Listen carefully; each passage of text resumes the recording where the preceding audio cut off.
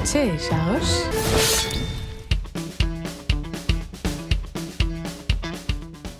টালিউডে এবার পূজায় চার ভিন্ন ধারার বাংলা ছবির জয় জয়কার। মুক্তির প্রথম দিন থেকেই এগিয়ে ছিল দেবের রঘু ডাকাত।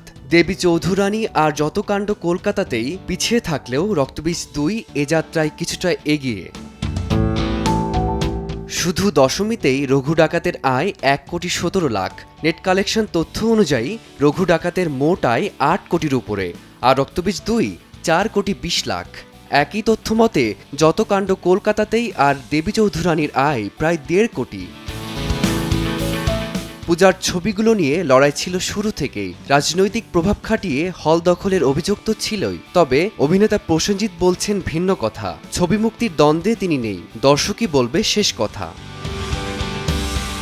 পূজা শেষে এই চার ছবির গতিপথ কোন দিকে যাবে তা দেখার অপেক্ষায় সিনেপ্রেমীরা। ফারদিন মাঝার, সময় সংবাদ।